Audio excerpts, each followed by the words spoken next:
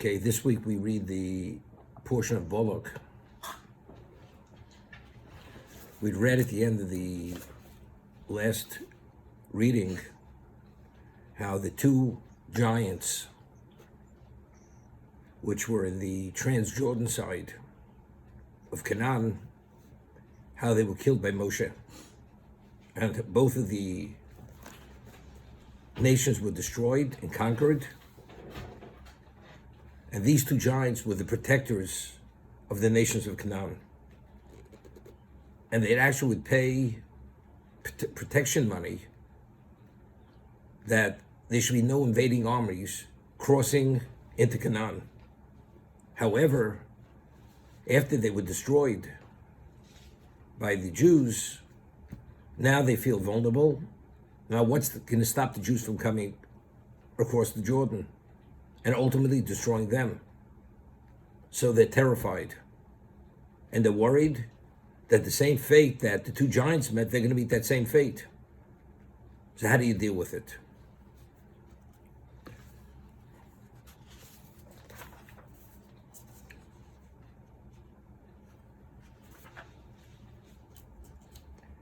The two giants, one's name was Sichon. Sichon was Melech HaMori. And the other one was Og. Og was the other giant. And the Torah tells us that one of the cities which belonged to Sichon originally was a city belonging to Moab, and he conquered it. Now, why does Torah tell us this? The law is, we find that Ammon and Moab were the children of Lot, right? These are the children that he had fathered from his daughters. When he believed the world was destroyed and he was in a cave and both his daughters conceived from him, the older daughter named her son, which was fathered by her father Moab. The word Moab means from my father. The younger daughter who conceived named her son Ben Ami. She didn't want to divulge the origin of the pedigree, which was an indication of modesty. But the lands that were given to Moab or to Sichon, the Jews were not permitted to conquer. But yet, the city that originally had belonged to Moab, we did conquer. So the Torah tells us, why were we able to conquer it? Because it was Tiro b'Sichon. Because when Sichon conquered that particular territory from Moab, it was cleansed. And the identity that the property identifies, that location identifies as Moab, is no longer the case. If you take a look in Perek Chaf Aleph, chapter 21, Pasuk Chavov, Ki Cheshbon ir Sichon, Melech HaMori, who Cheshbon was the city of Sichon, the king of Amori, who nilcham b'melech Moab. He had gone to battle with the king of Moab, Harishon, v'yigach es kol artzum yodo ad Arnon, and he had conquered that whole territory until Arnon.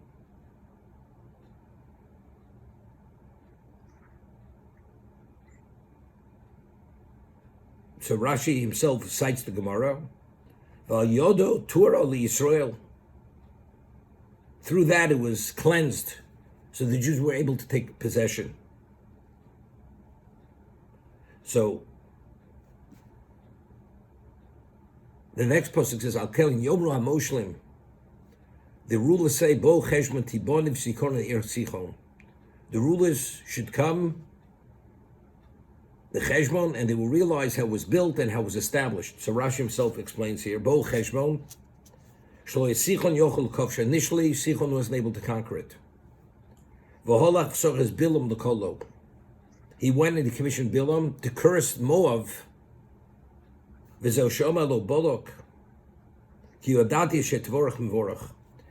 was Sichon able to conquer the Moab territory? It wasn't through physical might. It was only because Bilam cursed Moab And due to that curse, they were vulnerable, and that's why Sichon was able to conquer Moab. So the reason why we were able to conquer it, to take it possession, because they're no longer identified with Moab. But why was Sichon able to conquer it? Because Bilam had cursed them. Balak being aware of that, so he's the one who cursed the giants, cursed the Moab, so the giants, even the giants, should be able to take possession. Now that Balak is frantic, because now that the protectors of Canaan are destroyed, what does he do? He has to look for some solution. The solution is who?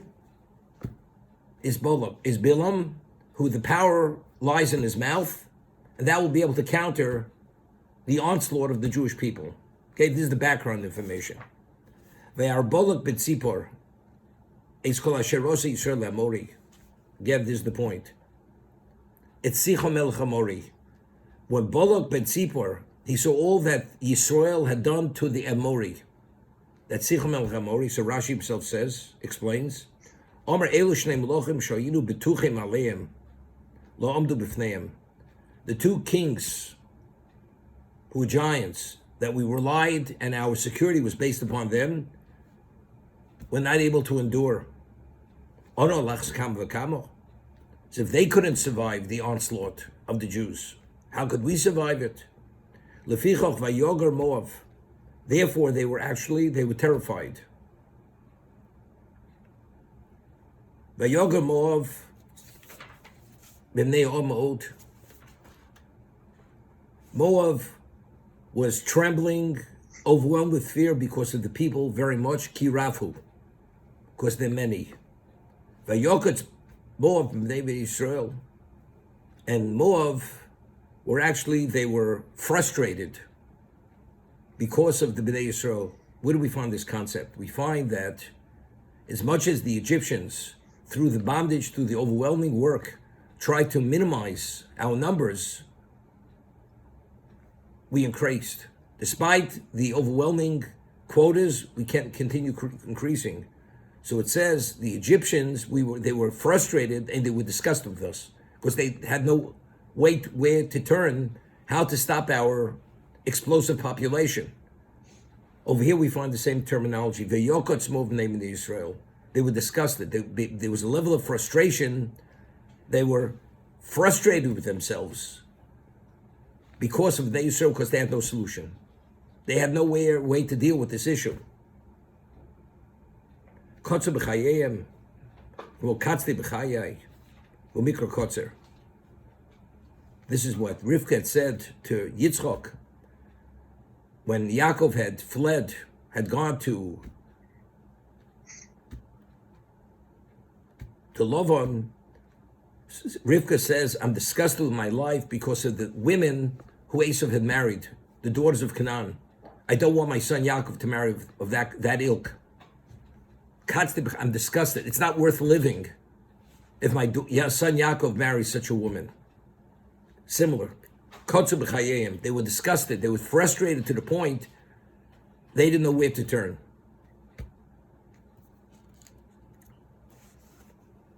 So over here, if you notice, it says, Balak ben Tzipor had seen what Yisrael did to the Amori. Yisrael is always the appellation for the spiritual side of the Jewish people. That's the more elevated, more advanced level. Always the means the people of the ordinary. So first he said he had seen what Yisrael had done to them, or he understood that the only way the Jews were able to destroy these two giants, it was not through conventional means. It had to do with something spiritual, a spiritual power. So this is attributed to their spiritual distinction that they're Yisrael. However, he says, "V'yoga Moav nehom mod," but they were frightened, overwhelmingly trembling from the people. Doesn't say Yisrael, kirafu, but even the numbers. Firstly, it's Yisrael, because what he had seen, that's regarding how they destroyed the giants. Secondly, they were overwhelmed with fear because the numbers were enormous. And therefore, from both sides of the equation, from the spiritual side and the physical side, the conventional and the supernatural side, they realized they had no solution. Where do they turn? How do they survive this? How do they stop this onslaught?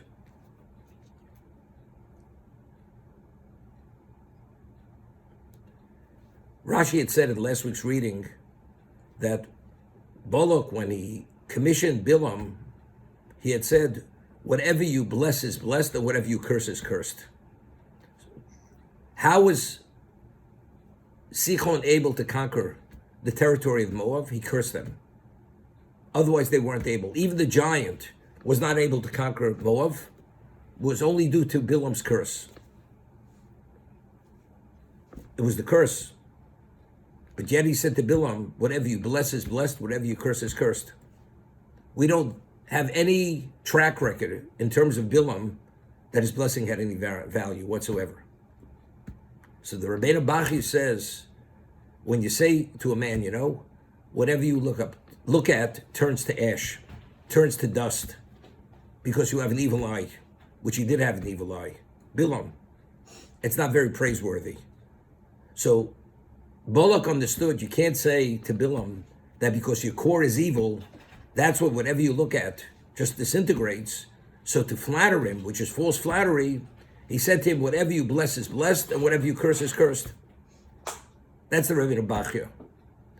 The Rechaim HaKodesh over here writes that Bilam was an astrologer, and he was able to see the future, and he would say to a person, and he was one of a kind of astrologer, that he saw a person was going to meet good fortune, and he'd say to him, I want to give you a blessing.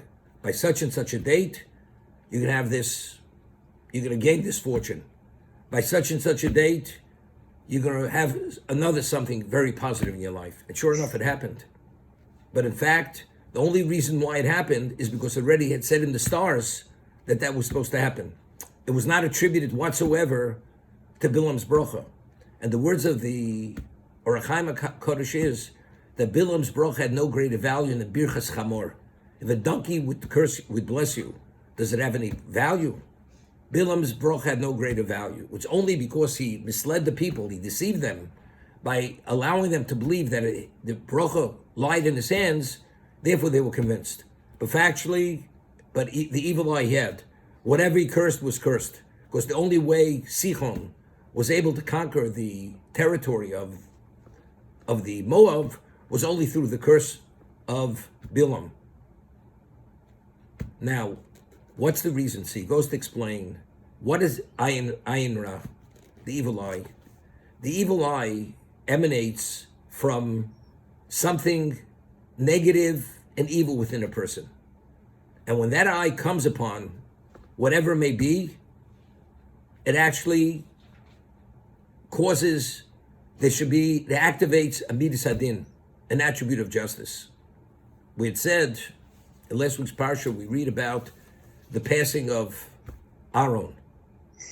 And the Torah tells us that Aaron passed away b'gvul Edom, at the border, at the boundary of Edom. We wanted to pass through the Edomite territory. Edom says, you're not coming through. And soon afterwards it says that Aaron passes away b'gvul Edom. What does Gvul Edom have to do with the passing of Aaron? So Rashi cites Chazal that because we were attached and exposed to Edom Harosha, the evil Edom, therefore Nifritzu Maasein Shel Yisrael, the actions of the Jews were breached. And that's why Aaron had to pass away. So we asked this in the past. If by being exposed to Edom, we sinned, like the story of Bnos Moav, where the Jews had sexual relations with non-Jewish women, and the Baal Porah, there was a plague. But over here, we came to the Gvul Moav, we came to the border of Edom, our actions, our deeds were dismantled. What is one thing? We don't find, there's no record that we sinned. We didn't sin. So, but Aaron had to be taken to be an atonement for Klal Yisrael, because our record was breached and undermined. What does one thing have to do with another? That's the question I asked. So what I had said was this. The Chofetz Chaim writes, people see other people thriving, succeeding, unbelievably, materially speaking. And they have no connection to Judaism. They're Jews, but they don't understand. The Torah tells us that God sometimes pays off a person who's evil, a Rasha, B'shalem, the son of B'chayev Lavido. God pays off a Rasha in his lifetime, Lavido, so when he passes away, he goes into the oblivion, that he should have no share in the world to come. Every human being has some good deeds. So if he has good deeds, that means he has to have a share in the world to come. But since the evil person has no interest in the world to come, and God has no interest in having him in the world to come, the man has to be compensated. He has to be rewarded. So therefore, Hashem pays that person in his lifetime, Lavido, that he should go into the oblivion. That's a pasuk in the Torah. So let's say you see a person who's disconnected, an evil person, Jewishly speaking, and he has material bounty unlimited. People are envious. They have tremendous envy of him. A home in every continent. Never a bad day in his life. Every deal is a Midas deal. It's unbelievable. People are envious, and he's not even Jewishly connected, affiliated whatsoever. But the fact is, all that, he's being paid off in his lifetime. Lavidu, he should go into the oblivion. What is that? Is that Midas HaRachmim, or is that Midas Adin? That's Midas Adin. That's the attribute of justice. To pay a person a penny on infinite value, that God is willing to agree to such a deal for the person, this is the attribute of justice. It's not the Midas HaRachmim. Midas HaRachmim means even though you're a bad person, something in your best interest, you should have a share in the world to come. It's Midas Adin.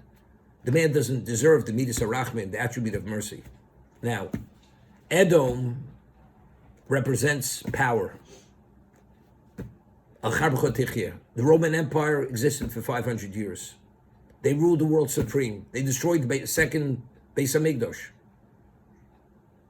Now, we read in the Midrash, there was an agreement between Yaakov and Esav that Yaakov's domain is the world to come, and Esav's domain is the physical world.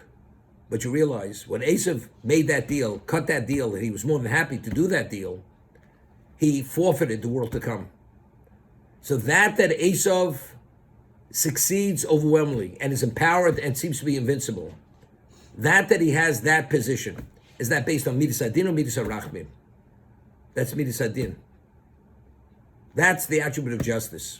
Because Esav is forfeiting everything which is truly, intrinsically value for the material. But that's what he wanted. And Esav represents evil. And God says, therefore, because you are evil, that's going to be your fare. That's your domain. So Edom, although they thrive and succeed material power-wise, but that itself is an expression of the attribute of justice. Now, what happens? A person who's deserving of Rachmim, he finds himself in a region, a domain of justice, where that location is being evaluated based on Midas Adin.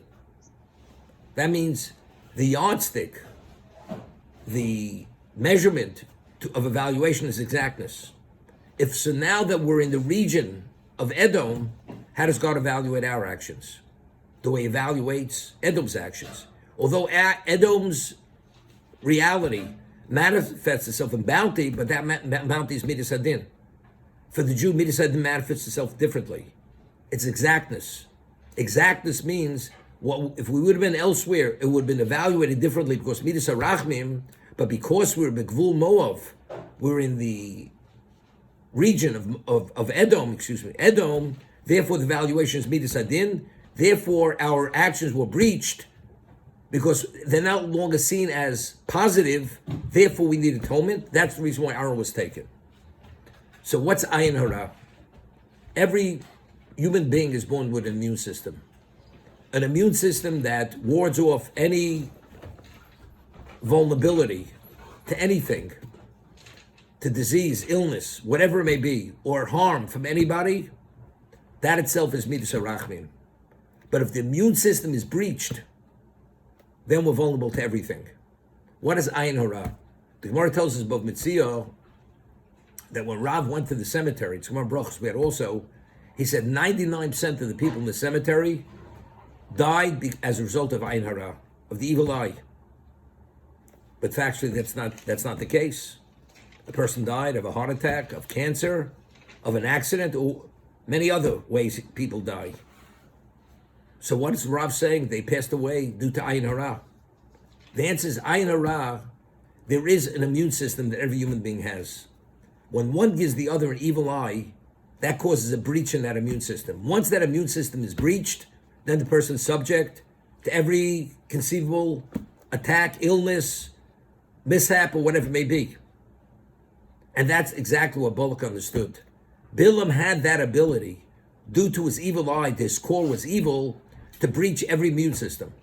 As he destroyed Moab, which they were not conquerable, and therefore Sichon the giant was able to conquer them, he understood, Bilam having that power, this is not conventional, he's able to breach that special midas harachmim, which is divine protection, and therefore we're no longer worthy of rachmim, and therefore we will be destroyed.